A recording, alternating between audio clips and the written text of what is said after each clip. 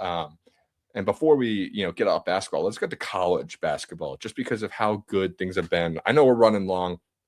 We don't care. It's a Friday night. If you're still watching, if you're not watching, that's on you. Yep. College basketball, man, is getting out of control.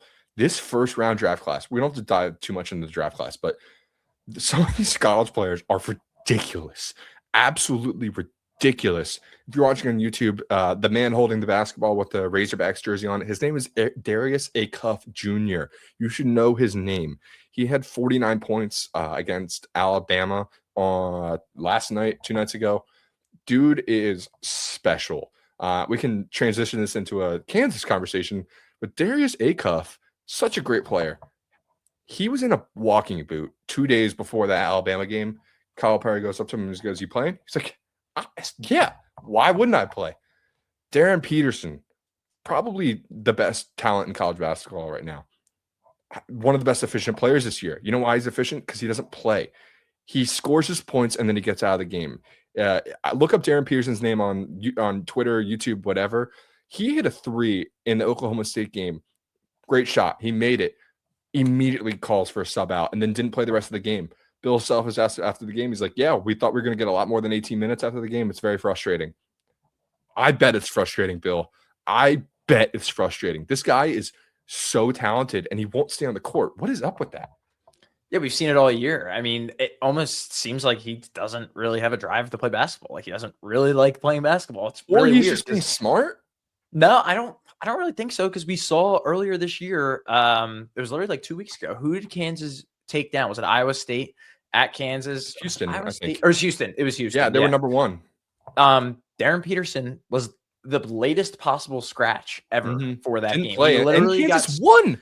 He literally got scratched like 10 minutes before the game started, and Kansas won the game, which was also crazy. But I mean, the whole Darren Peterson thing, like, he's always hurt with something. He always has an illness. Like, he hasn't played very much this year. But I agree, he's the most talented player in this draft class. Does that make him the number 1 overall pick because of all these scares that he's having? Or like, no, I don't know. Not. Like, especially when the draft class is just loaded, especially when you can go get AJ Diabonsa. You can go get, Darius A. Cuff, like we said. There are so many players in this draft class that are amazing. Poor JT Toppin just tore his ACL. He was great too. Koa Pete. You've got Caleb Wilson. Caleb Wilson from UNC, yeah. Nate Ament from Tennessee. He's going to be a top 5 pick. Defensive god. The freshman class this year is just absurd. It's ridiculous. It's absolutely ridiculous. And just in terms of college basketball overall, Michigan is a wagon, bro. They are so freaking good. I saw one of their best players said that they might be like one of the best teams ever assembled on Twitter. And everybody started freaking out. Not wrong. But he's not wrong because of net rating, but also because like assembled is in like assembled piece by piece of the transfer portal. Yeah, it might be. This team is ridiculous. Dusty May, the Michigan coach, is awesome. But if you're looking on YouTube, where you have the Ken Palm rankings up, and the first 2 teams on this board play each other tomorrow, Davis. Michigan and Duke have arguably one of the biggest games of the year on tap for tomorrow. Yet, if you want to go to the next slide, what is it? The Classic? It's the there it is. It's the Edward Jones Capital Showcase. Why are we doing this big of non-conference games at the end of February? It's a little. I don't know. It is kind of weird, but we also just saw Virginia play Ohio State last week. Like, I thought weird. I actually don't even know if I brought it up to anybody, but I saw it and I was like, that's a weird game. Like, why is that being played right now? But I don't know. That's just what it is, I guess, with college basketball these days. It is so bizarre. I really don't understand it, to be honest. But hey, it's going to be an awesome matchup. I mean, Michigan and Duke are so freaking good. Duke is amazing. Cameron Boozer is like probably the best player in college basketball, period. We didn't even talk about him for the draft class. Like, he's probably the number 1 pick. He might be the number 1 pick. He's probably going to win Naismith Player of the Year. Dude is awesome. So I'm excited for that game. But Davis, we can talk about Arizona, Houston in a second, but UConn Villanova tomorrow is just as big of a game as these other 2. Maybe. Maybe I say maybe because UConn lost to Creighton the other night pretty handedly too. I think they lost by like 8 or 9 points. Yes, Creighton kind of controlled most of that game. I did watch most of it. UConn's like bench played really well, but their starters did not. And I hate to be that guy, but like I, as a Villanova fan, really wanted UConn to win just because I don't think UConn ever loses back-to-back games, especially when Danny or Bobby, whatever the Hurley guy is, Danny Hurley has been the head coach there. So definitely worried. But with that said, if Villanova wins and they beat St. John's, there is a Big East share of the title in there. And as we talked about before, I may or may not have accidentally bet Villanova to win the regular season.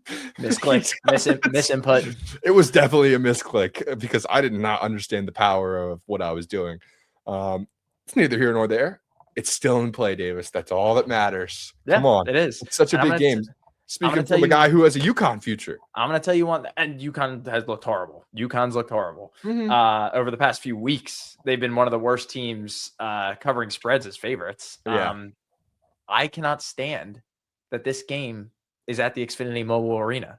I think that loses all the luster. Like, I love, like, give me it in the pavilion, like just an electric atmosphere. Like, this is going to, like, I don't know. It's such a big game, though. Like, UConn fans are going to travel down to Philadelphia to want to watch this game. It's a whiteout, Davis. It's a whiteout.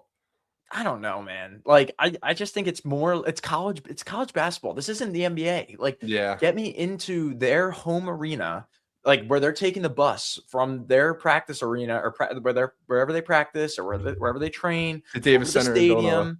Yeah, exactly. Yeah, the Davis Center. Love that even more. Wow, that's awesome. Shout out Matt Davis. I'm going to tell you right now. I think UConn wins this game unbiasedly, and I'm going to tell you it's because it's in the Xfinity Mobile Arena. All right, I'm going to tell you that right now. Said that. I think Villanova is a fantastic team. They've really come a long way from the depths of the Neptune hell, to be honest. But Davis, they've won every single game that they need to, which is. You can roll your eyes at that, and people may close this freaking app listening to me say that, but like, that is huge. Kyle Neptune lost to the University of Columbia. I didn't know they were D1. Problem. He was a bum. He was a bum. So looking at how far they've come, looking at Caden Lewis, the Villanova starting point guard, who was awesome all year. He's a great lefty finisher. He's so quick. And then just guys like Duke Brennan and Bryce Lindsey, who have been fantastic all year. Matthew Hodge, who can stretch the floor. I think Villanova can hang in this game. And they hung in the last game at UConn. So I'm not worried about them. Yeah. I'm not worried about them being in the game. I do think they can win, and I would have picked them to win. But losing to Creighton really bothers me. It really bothers me. For sure. I completely agree with you. I completely agree. It's the back-to-back. It's not at the home stadium. Like, I know give I'm me UConn. But give me UConn.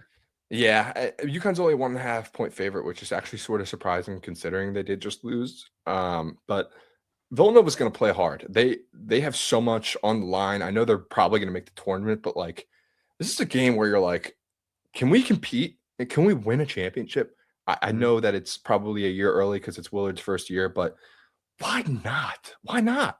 Like, this Big East has been fine all year. But I'm really excited for it. And then the other big game tomorrow is Arizona and Houston at 3:00. Another guy that I totally forgot about how good this draft class is. Kingston Flemings. Yes, the Houston top 5 pick, probably. Yeah, he is awesome. He is awesome. I know we keep saying everybody's awesome, but he is another good player. This draft class is littered with dudes, man. Like that. If I don't think Koa Pete, the Arizona guy, is playing. I don't think he is, but Arizona is a great team. They're not the best shooting team, but they are decent. And this is, Davis, two teams that get hype year in, year out, Arizona and Houston, and they both always lose early in the tournament. So who do you feel better about for the tournament? For the tournament? Oh, man. Like, last year, I picked Houston to win the whole thing. You did. And I lost that. I mean, I'm pretty sure I had the whole Final Four correct. And I had the national championship correct. And I had Houston beating Florida, and that was not correct. Yeah. I'm gonna go with Arizona, but I also didn't realize that Koa Pete or whatever his name is wasn't playing. Yeah. So that might sway my answer a little bit more. But if he's healthy, I like for March Madness purposes. I think he'll be healthy for the tournament. Yeah. Yeah. Okay. So like not for tomorrow.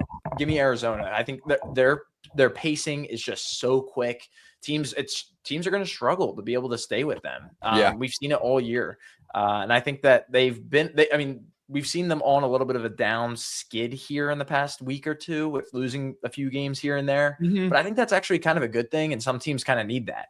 I think Arizona could definitely rebound from that, even if they lose to Houston this coming Saturday tomorrow. I think Arizona is going to go a little bit further than Houston, but I think it's a toss up, and I see both these teams being potential Final Four teams. I 100% agree. And just to go back to your point of like people or teams losing and it being a good thing, I was going to ask you, like, I think if you, as a UConn future ticket holder, watch them lose to Creighton, I would be like, good, like get their bullshit losses out of the way now. Because that number 24 kid on UConn is awesome. He's awesome. I didn't even know who he was. And they have Taryn Reed, they have Solo Ball, they got a lot of other great players. So I'm really excited to see what UConn does. But on to Houston and Arizona, I do think Arizona is awesome, but I think Houston is finally taking that step. I think they're finally getting to that spot, but I also think that whatever team has the best NBA draft prospect isn't going to go that far. That's just how I think. Yeah, I mean, we still have a little bit of the season left, but I mean, we're getting down towards the end. I mean, a lot of these teams only have like 3 games left, which is crazy until the conference tournaments start. So bracketology is definitely coming out here real strong pretty soon, and we're going to be getting some nice conference tournament conversations going here. I mean, March is literally like next weekend. Yes. The Big Ten's not going to get crapped on in the tournament this year. They have some elite teams, and the conference champion will not be a 5 seed again. That was horse crap last year. I was so angry about that, and I don't even like care about Big Ten basketball too much.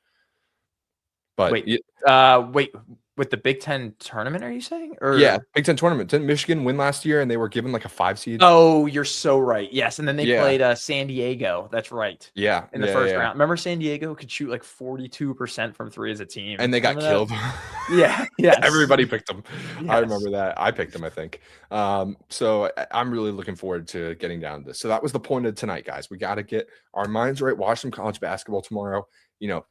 NBA prospects aside, make sure that you know whose team is good and what, so that when you're filling out your brackets, you're not like, Houston's going to win it this year. Maybe not. So that's what we're here for. We're here to get you guys ready, and we're going to do a lot of bracketology going forward, especially as we get closer to March, which is coming up. We sleep in May, Davis. Come on. Yes, we do. We